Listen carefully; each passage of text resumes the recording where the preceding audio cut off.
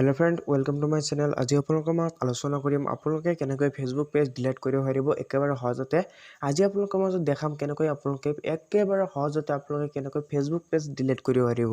গতিকে বলক ভিডিওটো আৰম্ভ কৰো আৰু ভিডিওটো আৰম্ভ কৰাৰ আগতে যদি আপুনি আমাৰ চেনেলত প্ৰথমবাৰৰ কাৰণে থাকে চেনেলটো সাবস্ক্ৰাইব কৰি ভিডিওটো এটা লাইক কৰি দিব। কমেন্ট কৰি জনাব ভিডিওটো চাই কেনেকুৱা পালে। গতিকে বলক ভিডিওটো আৰম্ভ কৰো। আপোনালোকে কি কৰিব আপোনালোকৰ মোবাইলৰ ফেসবুকটো ওপেন কৰি লব ওপেন কৰাৰ পিছত আপোনালোকৰ সন্মুখত ঠিক এনেকৈ ইন্টাৰফেস শো কৰিব আৰু আপোনালোকৰ যেটো ফেসবুক পেজ হয় এটো আপোনালোকে সিলেক্ট কৰি লব ওপৰত দেখো থ্ৰী লাইন অথবা প্ৰফাইল অপচন তাৰ পৰা গৈ আপোনালোকে আপোনালোকৰ যেটো ফেসবুক পেজ হয় এটো আপোনালোকে ওপেন কৰি লব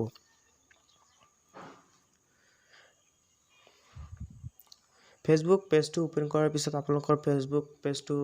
এনেকৈ খুল খাব আপোনালোকে চাব পাৰিছে এনেকৈ খুল খাব আৰু আপোনালোকে ইয়াৰ পৰা কি কৰিব আপোনালোকৰ ওপৰত দেখাব থ্ৰী লাইন অপচন এটা আছে এই থ্ৰী লাইন অপচনটোত ক্লিক কৰি দিব থ্ৰী লাইনত ক্লিক কৰাৰ পিছত আপোনালোকে ওপৰত দেখাব সেটিংস আইকন অথবা আপোনালোকে তলত দেখাব সেটিং জি প্ৰাইভেচি ইয়াত ক্লিক কৰি দিব ইয়াত ক্লিক কৰাৰ পিছত সেটিংসত ক্লিক কৰি দিব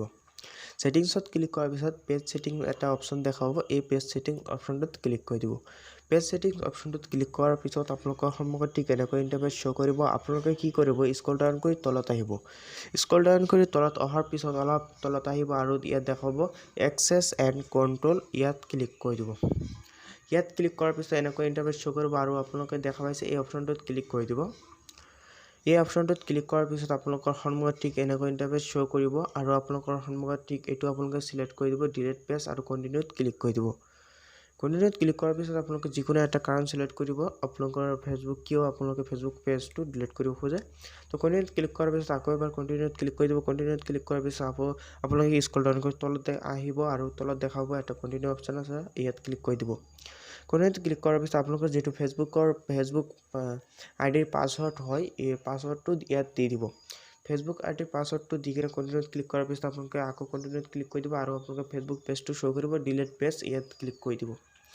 ইয়াত ক্লিক কৰাৰ লগে লগে আপোনালোকৰ ফেসবুক পেজটো ডিলিট হৈ যাব গতিকে ভিডিওটো চাই কেনেকুৱা পালে কমেন্ট কৰি জনাব আৰু মই ফেসবুক পেজটো ডিলিট নকৰো সেই কাৰণে মই আপোনালোকক